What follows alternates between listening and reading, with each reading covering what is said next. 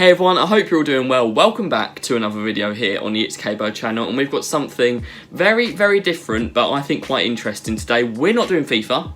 There's no FIFA in this video at all. We are doing a talk about actual football, and this has kind of been inspired by you guys, so thanks for that. I've had quite a lot of questions, especially over the last week, about the Souček red card on Discord and Twitter and in my live chat, stuff like that. But I generally get asked my football opinions quite a lot on this channel, because of course we are playing FIFA, which is a football game. So I thought maybe I'd do a video just talking about a certain topic. This one is going to be about VAR, of course you can see by the title, because that's quite relevant at the moment. But maybe if you like this, I could do other things. I can talk about maybe England's team for the Euros, or maybe who's going to win a title or stuff like that, transfer window, anything you want football related. If you've got any suggestions, leave a comment down below. But we're going to be talking about VAR here. We're going to be talking about how it came in, my opinions on it before it came in. We're going to talk about the rules and what maybe should change with those, what's right about them, what's wrong, what I like and don't like, and then possible solutions about VAR, how it could be made better, and then of course the big question, should VAR remain in the Premier League or not? So we're going to get straight into it right now. And of course we are going to talk about how VAR came in. First, my thoughts about it before it was actually in the game, while it was just in its trial phases. When it had been announced, they were starting to talk about it coming in. So originally, I was for VAR. I thought it would be a good idea, and the main thing that swayed me was a lot of decisions in the season before it came in, but also in a few seasons before that, because my club, West Ham, I'm not trying to victimise any clubs here or whatever, I'm not trying to say everything goes against us, but in the 15-16 season, you'll remember the one where we had Pyatt, we had quite a lot of decisions that we didn't have go our way that maybe could have gone our way and got us into the Champions League, because Sky Sports did a table like if every decision had gone correctly. I think West Ham finished about second or third, but yeah, and that to me thought maybe if VAR's in, we'll get a better deal or whatever. But of course, every club is still suffering with VAR. Everyone's having their ups and downs with it, and it hasn't worked well. I thought it made the game a lot fairer. I thought maybe there'd be decisions that would change games and they'd go well, but it hasn't gone well. It worked well at the World Cup, the 2018 one, as far as I know. That was the first time I really saw it in action. It didn't really affect England's games too much, but I remember there was a few penalty calls and stuff, and it seemed to run quite smoothly there. I was happy with that, and I thought from that maybe VAR could be good for the English game. But then at the World Cup a year later, at the Women's World Cup, we did see VAR maybe not being used in the right way for the first time. It's very similar to how it's ended up being used in England. I remember the England-Cameroon game, I don't know if you will, but there were some very marginal offside calls, and there was some really poor communication to the pitch, and that you could see that the Cameroon players were really annoyed. They couldn't tell what was going on. I think they walked off the pitch maybe once or twice as well, and poor communication I think was the main thing there, because they were really marginal decisions. They weren't clear and obvious, which is something we'll get onto later. But there, I thought if the Premier League works like that, it's not going to work well. After that World Cup, though, the Premier League did come out and say our rules are going to be a bit more lenient. There's going to be a bit more leeway with offsides and stuff like that. Obviously, that hasn't been the case, but that made me feel with a bit more confidence at the time, because I thought that was going to be how it worked. But of course, when VAR did come in, we did get to see the rules. Alan Shearer, I don't know if you remember, did that video where he talked about it. I can't show that because of copyright reasons. Same reason I can't show any footage from games. I can just show pictures. But yeah, the main thing was it will only be used for clear and obvious errors or serious missed incidents. So a clear and obvious error is on offsides, or maybe someone handballs it in, and the missed incident would be maybe if you're standing behind the referee and like you hit someone in the face or whatever, and you should have got sent off, but the referee missed it. So there's 4 times where VAR would be used. That would be for goals, for penalties, for direct red cards, and also for mistaken identity, of course, like the Chamberlain Gibbs thing for Arsenal quite a few seasons ago now. But I don't think mistaken identity has actually been used since VAR came in, but I think it's good that it's there anyway. And from those rules there, from those parameters, there was one issue I had with it straight away before a ball had even been kicked with VAR, and that was that it can't influence free kicks or corners, which of course can then be scored from. There'd be goals. So there's quite a lot of incidents. You probably see it at least once in every match where there's a corner that should have been a goal kick, or vice versa, and then maybe the team ends up scoring from that corner and they've got a goal that they shouldn't have had, that maybe was a bit unjust because it could have been a goal kick. Same with free kicks as well. The one that comes to mind for me, I'm sorry Liverpool fans, again, I'm not attacking you here, it's just one that comes to mind. When they beat Newcastle 3-2 at the end of the 2019 season, you know, when Man City beat them by about 2 points, and they kept going up and neither side could get a break really.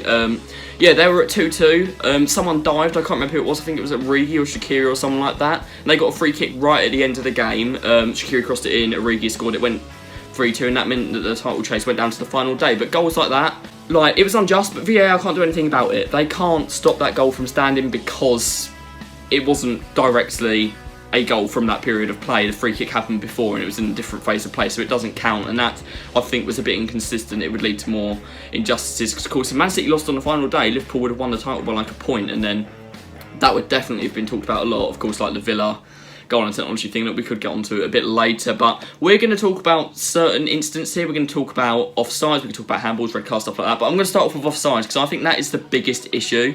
I think offsides are probably the ones that are the most inconsistent, the most annoying, and obviously take the most time as well. So VAR did end up saying when it came in there'd be no leeway. After they said there would be leeway, it would work a lot better in the Premier League. They went that you don't make any exceptions for offside if they're tiny bit offside and you have to measure it with a tiny little computer program, zoom into pixels, then it's offside basically. And I don't think that should be the case. I think, of course, VAR is for clear and obvious errors. So if you put a line across, which is fine, and you can see they're offside, and maybe you can zoom in a little bit. But if you have to start drawing like loads of little lines and then going back and forth in freeze frames or whatever, and you can't tell they're offside and you have to spend ages over it before making a decision, it's not clear and obvious, is it? That is not clear and obvious at all. So I think they draw a line across. If they can see they're offside, they're offside. If they can't tell they're offside, obviously, then they let the goal stand, and that's what they should do.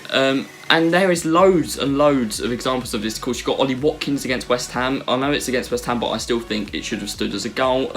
Sheffield United against Tottenham, there's been one go either way each season. Sheffield United had one with McGoldrick that was ruled out, and I think Spurs had one with Kane this season. And I think the worst one is Ings against Aston Villa. He just wasn't offside. I think that was the worst one. Like, if Matty Cash had baggier shorts, it would have been a goal, and that is just absolutely ridiculous. That's not clear and obvious whatsoever. And I think goals like that just need to stand. It's going to make the game flow a lot better. Fans will be able to celebrate a bit more when their team scores. Like, I don't celebrate goals as much anymore when, like, say, like with West Ham, you play a through ball to Antonio, he's in, he goes around the keeper and scores. I don't know if he's going to be offside or not, maybe if he's control something with his hand or whatever, and it just doesn't feel the same. I can't celebrate and enjoy the game as well with VAR in, but we're going to move on to another rule now, and we're going to talk about handball, and I don't actually think this is VAR's fault. I think this is the rule itself that is then enforced through VAR, so I don't think VAR itself has done anything wrong here. I think the rule book is just poor and confusing and needs to be sorted out, basically. So the handball rule is, for everything apart from goals, it's remained the same. Like, if you accidentally handball it in your own area, like if your hands are against your side, you block it and you clear it, that's fine, that's allowed. But if you score from it, then it gets ruled out, even if it's completely accidental. And there's been instances like Rice against Sheffield United where the ball was kicked up against his hand and he couldn't move it, where the goal ends up being ruled out. There's a few where like defenders will grab an attacker's arm, like try and hold them back, and then like the ball ends up hitting their hand, and like the defender has actively moved their hand there, but it still counts as an attacker's offence, and the goal gets ruled out, and it's just not really fair. I don't really agree with that. So I think the handball rule just needs to go back to how it was before. It's a lot more simple. If it's obvious, if it's an extended silhouette, so they move their hands into an unnatural position, then yeah, fair enough, that's definitely handball. But if you've got your arms up against you like that and it hits them, like, it's not making you any bigger, it would have hit you anyway, so it doesn't really affect the game, and I think that's just something that needs to be changed. That's a rule that needs to be changed, and VAR doesn't really have too much to do with it, but a lot of people tend to link them together because, of course, the incidents are looked at through VAR, so I think with that one, it's not VAR's fault, the rule just needs changing. So now we're going to move on to the one that kind of inspired me to make this video, and that is red cards. And there's been a few strange incidents of VAR on red cards. And the first thing I'm going to talk about again is a rule with it, which is, of course, if there's a foul in a game and it's a red card, the game stops straight away. Even if the player's through on goal, whatever, you have to stop and send them off because that player can then affect play. With VAR, I think the only time I've seen it was with Bertrand when he got sent off in the 9-0 defeat to Leicester last season, where like play continued. I think Leicester scored from it anyway, and then they went back and he got sent off, which, like, he could have affected the game. Like, he could have been sent off, he shouldn't have been on the pitch, and he could have, like, made another tackle and injured someone or got injured himself seriously when he wouldn't have been on the pitch if VAR wasn't enforced. So I think stuff like that's a bit weird. But mainly we're going to be talking about Souček and Bednarek here, and with VAR in the game, how can you have two red cards that are wrong in the same week from the same referee? It's just a bit weird. It shouldn't really be happening. No attack on Mike Dean here. I know he's had some unacceptable things said to him in the last few days, but I just think it's poor. Especially Souček, that's the one I'm going to talk about more because it's the one I know more about. I do agree that Bednarek should have been overturned as well, but with Souček especially, it's not malicious at all. I think VAR, especially Lee Mason, who was on VAR, was looking for a decision to make. He was looking for something to send Souček off, and I think they do that a lot. They look for a decision to make the referees because they want to feel in power, or they want to be relevant, or whatever you think it is. But I think a lot of the time they look for a decision to make. So Souček had his arm, if you don't know what happened, he was jostling with Mitrovic. He tried to move his arm over Mitrovic to get it free, and he accidentally hit Mitrovic in the face. Mitrovic did go down and pretended he'd been shot, but then to be fair, he did get back up and say that it wasn't a red card to the referee. But yeah, Lee Mason told Mike Dean to look for a clenched fist, and that was why he should have sent Souček off, because apparently he clenched his fist when he did it, and that made him malicious. Like, if you hit someone like this or you hit someone like this, there's not really much difference, is there? Like, your hand's not actually hitting anyone, it doesn't make a difference. But yeah, with that, I think he was just looking for a decision to make, and Mike Dean went over to the monitor and watched it 23 times before he made a decision. And if you've watched it 23 times, again, it's not a clear and obvious error. And I have a lot of things that I think should be changed about the monitor with red cards and just the monitor in general. I think you should have to watch the replays in full motion. You shouldn't be able to watch them in slow motion because it makes everything look so much worse. Like, in real time, it might just brush up against someone on your arm or something like that. In slow motion, it looks a lot more painful, especially contact in the area. And this is why players dive, like Grealish, Salah, Vardy. They get criticised for it, but they do it because they know they're going to get a decision go their way. Like, if they get clips and stay on their feet, they're not going to get a penalty because they've stayed on their feet and the referees don't give it. But if they make contact out, something like Bruno did against Villa last season, you know, where he backed into Konza and then fell over, that will be given as a penalty because there's contact. And that is clear and obviously not a penalty, so I don't know why VAR doesn't intervene and overturn that. But I think the monitor should be used differently. I think the referee should go to it when they feel they're not sure about a decision. But the issue with this is the referees need to maybe sacrifice their ego a bit. They need to be honest and say they don't know and then go and look at the monitor. I think some referees might not do that and might not want to be seen in that way, like they don't know what's going on or whatever. But I think it would take a lot of courage for the referees to say that and go, I'm not sure, I'm going to go and check the monitor. And I think if it worked like that, that would be good. VAR would be used a lot better in that way. And also another thing, when you're looking at the monitors, why does Sky always have better camera angles than VAR? Like, VAR, it's run by the Premier League. They should be able to access all angles, but Sky, BT, whoever it is, always seem to be able to get a better view of it than VAR, which looks like it was recorded on a potato. And why we're talking about camera angles, this is quite a specific incident, but VAR is meant to be used when the ball goes out of play, okay? And you would have seen this when West Ham played Man United. Dean Henderson had a goal kick, which you couldn't see if it went out of play or not at the time. Some players stopped playing because they thought it had gone out of play. Man United played on, and credit to Pogba, he scored a brilliant goal. But yeah, VAR tried to look at it to tell if the ball had gone out of play or not, and they didn't have cameras in the right position. And I don't know why they're checking it when they can't physically tell if it had gone out of play or not. You can't make a decision if you haven't got the technology for it. And VAR really, they're meant to know if the ball's gone out of play or not. They should put cameras in line or have Hawkeye involved or something like that, and that could work a lot easier. Because I think that was a really weird incident. Of course, BBC did eventually prove the ball had gone out of play, but it took them so long that would have interrupted the game a lot. And of course, the point of us talking about this discussion is trying to get the game to flow better with VAR involved, or not at all, of course. So I think that is a bit of a weird one. That is one where it's a bit of an exceptional incident, but VAR is meant to be used for that kind of thing when it happens. So maybe I should get some cameras there as well. So now we've got to talk about what I think is the most important part of this discussion, and that is the solutions to it. And there's quite a few here. There's some that I like, some that I think maybe could be altered a little bit because they're from other sports and things like that. But the first one we are going to talk about is they're nicknaming it umpire's call, because that's what it's called in cricket. And basically how it works is when there's a really tight decision and the technology can't tell what to do, they just stick with the on-field decision. And I think that works for certain incidents and not others. For offside, I don't think we should have umpires call. I just think if you can't tell, they're definitely onside. So if the linesman flags, but then it goes to VAR and they can't tell, I think they should overturn it and say that it's onside. But with penalties, stuff like that, with red cards, I think they should stick with the on-field decision as long as the referee can honestly say that he had a decent view of it. They should just stick with what the referee says. So obviously if you can't see a red card, then but they're not sure what to do, then that's a little bit different. But I think if the referee sees it and he says it's a red card and it goes to VAR and they can't decide, if they can't decide to stick with the on-field decision, I agree with that. Some people have also suggested a review system. This is used in a lot of sports. I know it's used in cricket, I know it's used in tennis as well.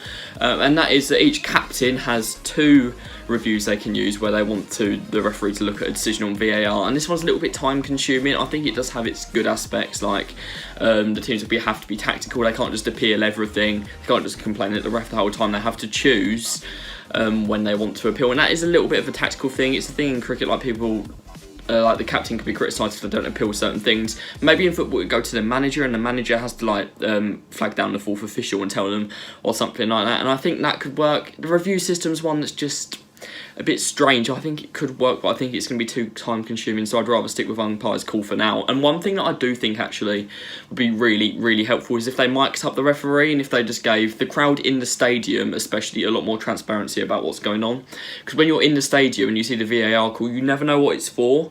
Sometimes they'll just say offside or whatever, but they won't show exactly what happened. They won't explain it properly. They might put like a picture on screen of the offside for like a second.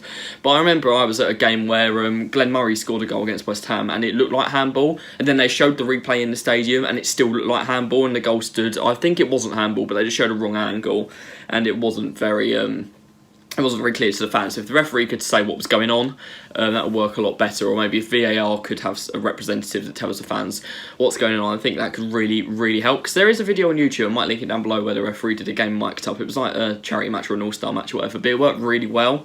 It was actually a really good watch. So if you haven't seen that, then definitely give it a go. But the other thing is to scrap VAR, and I think if it's in its current form, that's the best way to go. I think it's going to stay the best way to go, because I can't see the league refining it properly. Honestly, I think the Premier League could do a good job. Maybe they could end up making it good. There is potential for VAR to end up working in the game, but I don't think the PL are probably competent enough to end up doing that. So I think scrap VAR, go back to how we were before. I mean, maybe they'll still be wrong decisions, but they're still wrong decisions with VAR, but it cuts out all of the not being able to celebrate goals, it cuts out all the extra delays and stuff like that, it will cut out some of the debates as well. So I think the best thing to do would be to scrap it. But of course, you guys should let me know what you think about this discussion. Let me know if you like this video type, and if you've got any other football debates you'd like me to do, if you've got any other topics of discussion, I can definitely do some of those, so drop them down below. But that's going to be all from me, guys. Subscribe if you want to see more of this content. Hopefully I will end up doing it, and goodbye.